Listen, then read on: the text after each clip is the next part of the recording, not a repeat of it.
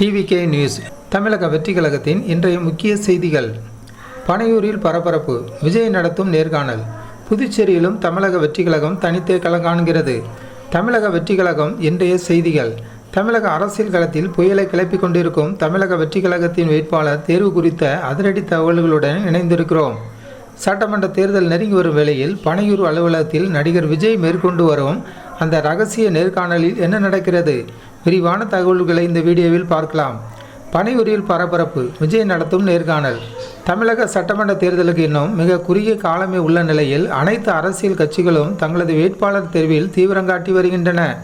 அந்த வகையில் தமிழக வெற்றி கழகத்தின் தலைவர் விஜய் பனையூரில் உள்ள கட்சி தலைமை அலுவலகத்தில் நேரடியாக வேட்பாளர் நேர்காணலை தொடங்கி நடத்தி வருகிறார். ஏற்கனவே முதற்கட்டமாக 60 பேரிடம் நேர்காணல் நடத்தி முடித்த விஜய் இன்று இரண்டாம் கட்டமாக 50 நிர்வாகிகளிடம் தனித்தனியாக நேர்காணல் மேற்கொண்டுள்ளார்.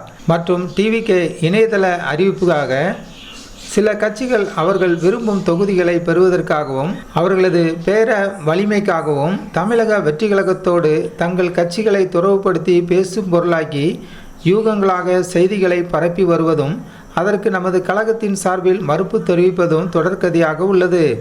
வருகின்ற சட்டமன்ற தேர்தலில் புதுச்சேரியிலும் தமிழக வெற்றி கழகம் தனித்தே களங்காணுகிறது.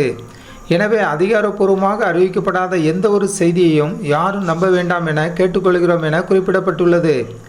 யார் யாருக்கு பாடம் புகட்டுவது? ஒரு கல்லாப்பட்டி ரகசியம். தமிழக அரசியல் களத்தில் இப்பொழுது ஒரு புதுவிதமான சர்க்கஸ் நடந்து கொண்டிருக்கிறது. தமிழக வெற்றி கழகம் என்ற பெயரை கேட்டதுமே இத்தனை காலமும் தாங்கள்தான் நிரந்தர குத்தகைதாரர்கள் என்று நினைத்து கொண்டிருந்தவர்களுக்கு பயம் தொற்றி கொண்டது.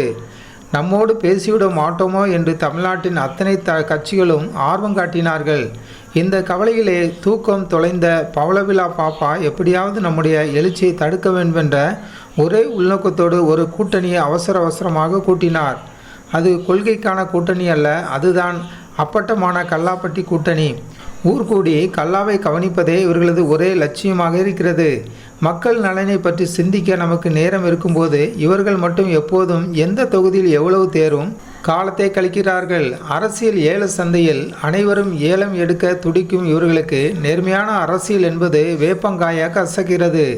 ஒவ்வொரு தேர்தலிலும் தங்களுக்கு எதிராக வலிமையான வேட்பாளர்கள் வந்துவிடக்கூடாது என்பதற்காக எதிர்கட்சிகளிடம் மறைமுகமாக மண்டியிடும் இவர்களது மேடைக்கு மேடை வீரவசனம் பேசிவிட்டு மேடையை விட்டு இறங்கியதும் எல்லாம் சரியாக போய்விடும் என்று மிரண்டு போய் பதுங்கும் கோழைகள்தான் இந்த கல்லாப்பட்டி கூட்டத்தின் சூத்திரதாரிகள். குறிப்பாக அந்த வாரிசு தலைவரின் அலப்பறைகள் தாங்க முடியவில்லை. கேமரா முன்னாடி நின்றால் மட்டும் புரட்சி புயலாக கர்ச்சிப்பதும், டெல்லியில் இருந்து ஒரு சின்ன சத்தம் கேட்டால் அப்படியே சைலண்ட் மோடுக்கு மாறி பதுங்குவதும் இவர்களது வாடிக்கையாகிவிட்டது. இத்தனை காலம் மக்களை ஏமாற்றி பிழைப்பு நடத்திய இந்த பவளவிழா பாப்பாவிற்கு அவர்களுக்கு ஜால்ரா தட்டும் ஊடக ஊது குழல்களுக்கும் தேர்தல் நாளன்று ஒரு மிகப்பெரிய அற்புத அதிர்ச்சி காத்திருக்கிறது. யார் யாருக்கு பாடம் புகட்டுவார்கள் என்பதை தமிழக மக்கள் அன்றைய தினம் மிக தெளிவாக உணர்த்துவார்கள். அது வெறும் தேர்தல் தோல்வியாக மட்டும் இருக்காது.